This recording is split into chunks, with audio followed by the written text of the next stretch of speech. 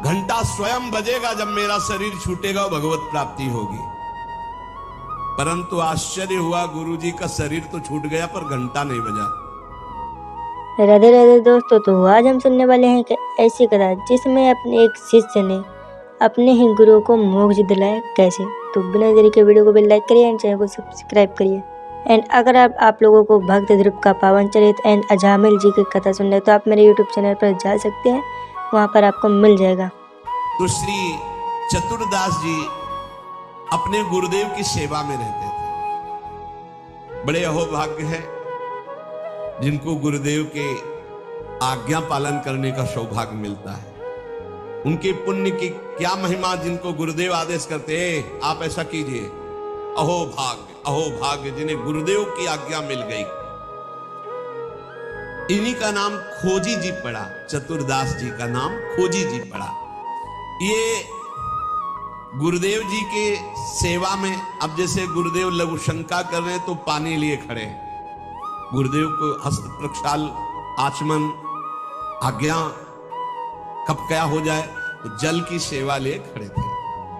गुरुदेव जी लघु शंका में ही समीप बैठे। बड़ा भारी पीपल का वृक्ष दूर था, तो वायु के द्वारा उसके फल और पत्ते बीज सब पड़े थे। लघु शंका किए, हंसने लगे और हंसते हंसते हाथ प्रक्षालन किया, आचमन किया। तो इतनी जोर की मस्त मुस्कुराहट और हंसी थी। श्री चतुरदास जी ने, जिनको खोजी जी बाद में कहा गया, आचमन करा रहे थे, कहा गुरुदेव कोई मधुर प्रसंग प्रभु का याद आया या कोई घटना घटी, आप बहुत मुस्कुरा रहे हैं, बहुत हंस रहे हैं इस समय, बाह्य प्रसंग तो कोई ऐसा है नहीं। कहा तू कैसा शिष्य है रे, सेवा में रहता हो, मेरी हंसी का कारण नहीं जान पाया, मैं क्यों हंसा, इतना भी तुझे ज्ञान नहीं, और मेरी सेवा में रहता है। कैसा शिष्य है जो गुरु के मन की बात न जान पावे, गुरु के इशारे के, गुरु के मनोभाव को न जान पावे, वो शिष्य ही क्या। चलो सेवा छोड़ो, मैं क्यों हंसा इसकी खोज करके आओ। अब बताओ, गुरुजनों के प्रति सेवा कर बहुत कठिन है, बहुत कठिन है। यहां कहा कि छोड़ो सेवा, मैं क्यों हंसा ये बताओ, आके खोज करो। अब गुरु आ गया, तुम्हारी बुद्धि अब सेवा के अधिकारी नहीं, यदि तुम ये नहीं जान सकते मैं क्यों हंसा। हंसे गुरु जी और फंसे चेला जी। अब समझो, अब मतलब कितना कठिन विषय है गुरु सेवा, बहुत कठिन। अब यही तो अमोघस्य, जो जीत गया अमोघस्य। तुम्हारी बुद्धि विवेक रहित है। जब तक तुम हमारे हंसने का कारण ज्ञात करके ना हो, तब तक तुम्हें हमारे पास कभी नहीं आना चाहिए। चलो जाओ यहां से। हमारे मन की बात जब जान जाओगे कि मैं क्यों हंसा, उसका कारण सही बताओगे आकर के, और जो मैं मन में सोच रहा था तो फिर सेवा में रख लूंगा, तब मैं मानूंगा कि तुम मेरे सच्चे शिष्य हो और सेवक हो। साष्टांग दंडवत किया, जो आज्ञा गुरुदेव। अब चल दिए, जहां संत महात्मा मिलते तो विनम्रता पूर्वक दंडवत करते हो, कहते हमारे गुरुजी लघु शंका करते समय हंस दिए, क्या कारण था। तो सब कहते गीता की बात पूछो, भागवत की बात पूछो, वेदों के, तुम्हारे गुरुजी है तो लघु शंका में हंस दिया, हम इसका क्या मतलब बताए, तो और उपहास होता। भला कोई इस प्रश्न का क्या उत्तर दे। कोई सुलझे हुए महात्मा थे, उन्होंने कहा रामायण गीता भागवत का प्रश्न हो तो अभी मैं उत्तर दे दूं, लेकिन आपके गुरुजी लघु शंका करते हुए क्यों हंसे, इसका हमको ज्ञान कैसे होगा, हम कैसे उत्तर दे आपको, ये तो गुरुजी से पूछो जाके। बोले नहीं, गुरुजी ने कहा जब तक इसका उत्तर न मिल जाए हमारे सामने मत आना, मुख मत दिखाना। अरे संत जन बहुत पहले, और हर उनकी आज्ञा में बहुत बड़ा रहस्य होता था। अब ये रोज जलते कि गुरु सेवा से वंचित हो गया, गुरु सेवा छूट गई। साधक को इस बात की बहुत पीड़ा होनी चाहिए, जिसको गुरु सेवा, तो ये होना चाहिए कि कौन सा अपराध बन गया, दुर्भाग्य आ गया कि गुरु सेवा छूट गई। वो रात दिन जलते इसी पर, और संतों से जा जाकर पूछते पर कोई समाधान नहीं मिला। अब उन्होंने विचार किया गुरु जी के सामने जाना नहीं, सेवा है नहीं, तो अब शरीर को रख के क्या करें, शरीर को नष्ट कर देते हैं। शरीर का परित्याग कर देने की ठानी। ये देखो, ये है गुरु भक्त का लक्षण कि अब शरीर रख के क्या करें। गुरु जी ने सेवा से निकाल दिया, उत्तर मिल नहीं पा रहा, तो शरीर किस काम का। अब वो एकांत में निर्जन वन में जाकर बैठ गए और नाम जप करने लगे और सोचा बस भूख प्यास से पीड़ित होकर यही शरीर छोड़ दूंगा, कुछ खाना नहीं, कुछ पीना नहीं, रात दिन भगवान नाम जप करना, शरीर छोड़ दूंगा। गुरु की आज्ञा पे थे, जिज्ञासा प्रबल थी, सेवा छूट गई थी, पीड़ा बहुत थी। अभी कुछ ही दिन हुए थे, न अन्न न जल, रात दिन नाम जप और शरीर छोड़ने का संकल्प। महामहिम श्री कबीरदास जी प्रकट हुए, ए भाई आंख खोलो। आंख खोला तो देखा कबीरदास जी, साष्टांग दंडवत किया। हाँ, क्या प्रश्न है तुम्हारा, क्यों इतना कष्ट सह रहे हो? इसका मतलब समझ रहे हो? जब कोई सच्ची भावना से भगवान का भजन करता है तो भगवान अपने दिव्य पार्षदों को भेज देते हैं समस्या का समाधान। सुनो, जब तुम्हारे गुरुजी लघुशंका कर रहे थे तो उनकी लघुशंका की ढाल में एक पीपल का बीज बह रहा था। बीज को बहते हुए लघुशंका में देखकर गुरुजी विचार करने लगे कि ओहो, देखो इस बीज में पीपल का पूरा वृक्ष छुपा हुआ है। लेकिन जब ये बीज पीपल में था तो कितना बंदनीय और कहां सुव्यवस्थित था, और जब ये पीपल से अलग हुआ तो लघुशंका में बह गया। इसका मतलब पीपल का वृक्ष साक्षात ब्रह्म है और उसका अंश जीव है। जीव जब अविद्या के कारण ब्रह्म से अलग हो जाता है तो मलमूत्र के द्वारों में बह जाता है, आसक्ति होकर। और अगर वो ब्रह्म से जुड़ा रहे तो ब्रह्म में पूजनीय और ब्रह्ममय हो जाता है। ब्रह्मविद ब्रह्मयु भवति, कबीरदास जी ने व्याख्या करके बताई कि जब वो ब्रह्म से जुड़ा रहता है तो ब्रह्ममय रहता है, जब ब्रह्म से अलग हो जाता है तो मलमूत्र के शरीर में आसक्त होकर मलमूत्र के द्वारों के भोगने में पूरा जीवन नष्ट कर देता है।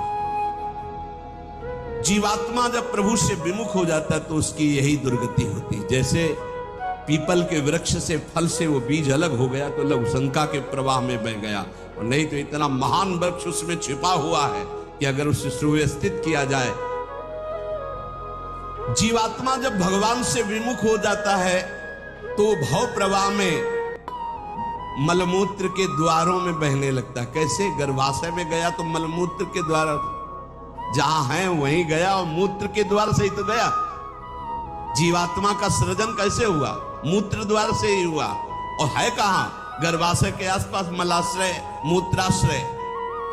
जीव जबते हरिते बिलगान्यो तबते देह गेह निज जान्यो, माया बस स्वरूप बिसरायो, ते भ्रमते दारुण दुख पायो।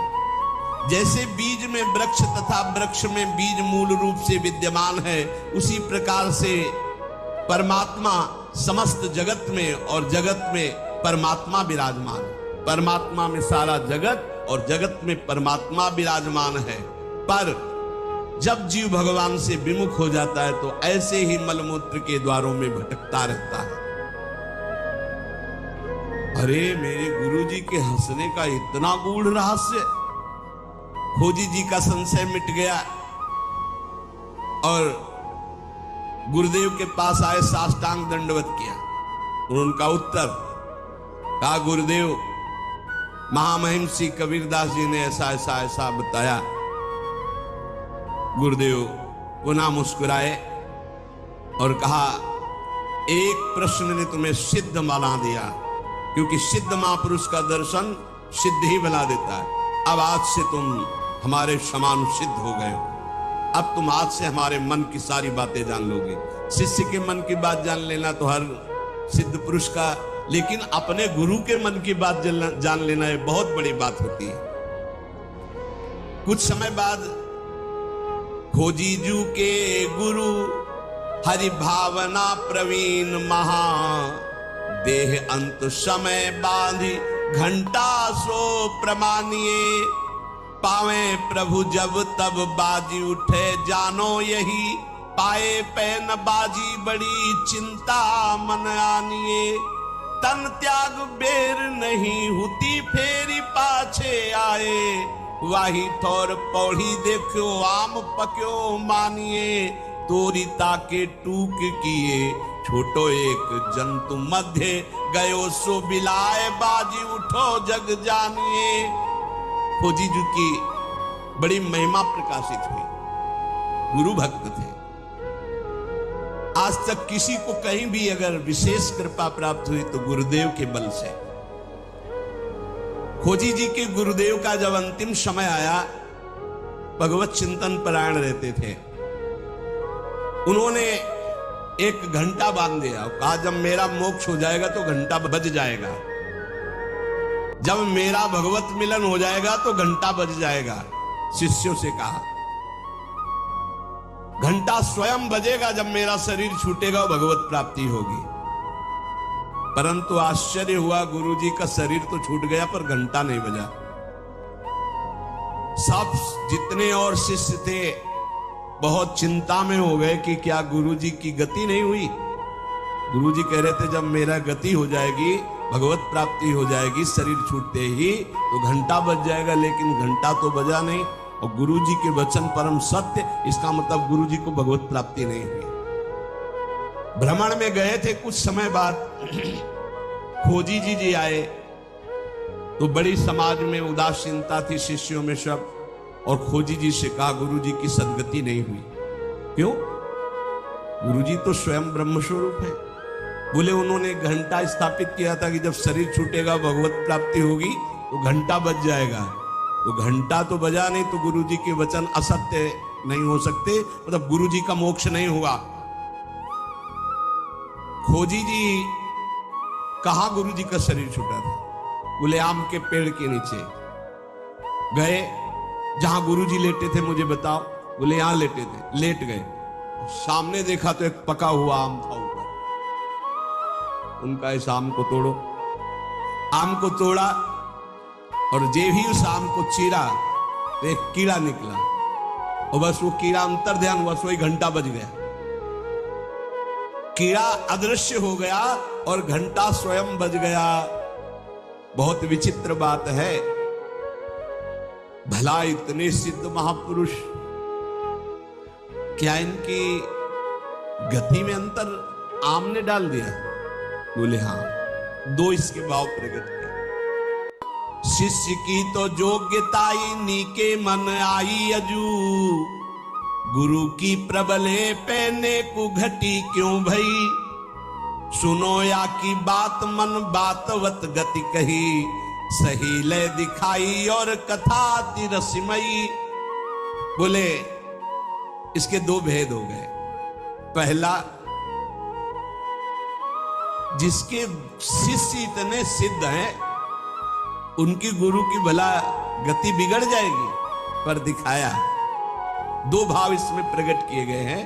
पहला दिखाया गया, चंचला ही मना कृष्णा प्रमाथि बलवद दृढ़म तस्याहम निग्रहम मन्ने वायुरिव सुदुष्करम। ये मन बड़ा चंचल है, प्रमथन स्वभाव वाला है, बड़ा बलवान है, इसको वश में करना मानो तूफान को रोकने के समान है। मन को बहुत संभालना कठिन है। कह रहे सुमेर पर्वत को कोई उखाड़ सकता है, 4 लाख योजन का है, पर मन को बस में नहीं कर सकता, इतना बलवान मन। कोई बिजली को हाथ से पकड़ सकता है पर मन को नहीं पकड़ा जा सकता। बहुत विचित्र चंचलता है इस मन की, इसको हल्के में ना ले। इतने सिद्ध महापुरुष, और जब उनका अंतिम समय तो पका हुआ आम देखा, पके हुए आम में मन चला गया। कहीं भी बल फंस सकता है। इतने सिद्ध महापुरुष आम में तो घंटा नहीं बजा। ये पहला जन साधारण के लिए। और असाधारण बात थी कि आम में तो मन गया, पर वैष्णव का मन स्वयं भोक्ता होता नहीं। वो तो कोई भी अच्छी चीज देखे तो भगवान में, तो तत्काल भगवान का ध्यान किया कि अब असमर्थ हूं, शरीर छूटने वाला है, ये आम बहुत बगीचे का हमारे सुंदर था, हम सोचते आपको भोग लगा देते। इसी सोच में प्राण निकल गए। तो भगवान ने अंतिम इच्छा पूर्ति करने के लिए कीट रूप धारण करके आम पाने आ गए। तो भगवान से मिलन हुआ नहीं। जब आम को छेदन किया और वो भगवान अंतर ध्यान हुए, तब जाके खोजी जी से मिले तो घंटा बज गया। इसका आंतरिक रहस्य बताया। तो यहां ये बताया गया कि मन बड़ा चंचल है। भगवत प्राप्ति करने वाले उपासक को कहीं भी अपने मन की वृत्ति ना अटक जाए, इसमें अंतिम तक सावधान रखना है। अंतिम तक कभी भी फंस सकती है। और दूसरी बात है, जिसका स्वभाव बन गया है हर वस्तु हर व्यक्ति में भगवान का दर्शन, भगवान को समर्पण, तो उसकी दुर्गति नहीं हो सकती। तीसरी बात, जो गुरुदेव के शरण में रहकर गुरुदेव की आज्ञा अनुसार चलते हैं, आपको सच्ची बतावें, गुरु अपने से भी ऊपर महिमाशाली उसे बना देता है। इस प्रसंग से समझिए कि अगर खोजी जी को गुरुदेव ने आज्ञा दी तो सिद्धों के परम सिद्ध बना दिया अपने शिष्य को। इसलिए चाहिए कि अपने गुरुदेव की आज्ञा में संपूर्ण जीवन समर्पित करते हुए प्रियालाल के नाम रूप लीला धाम में निरंतर चित्त को लगाए और इसी जन्म में भगवत प्राप्ति करे। शेष चर्चा आगे। श्री राधा वल्लभ लाल की। राधे राधे दोस्तों, तो आपने एक ऐसी कथा सुनी जिसमें एक शिष्य ने अपने गुरु को मोक्ष दिलाया एंड भगवत प्राप्ति करी। एंड अगर आप लोगों को इसी तरह की कथा सुननी है तो आप मेरे यूट्यूब चैनल पर जा सकते हैं, जहां पर आपको अजामिल जी की कथा एंड भक्त ध्रुव का पावन चरित्र सुनने को मिल जाएगा। तो प्लीज़ जाइए एंड चैनल को सब्सक्राइब करिए।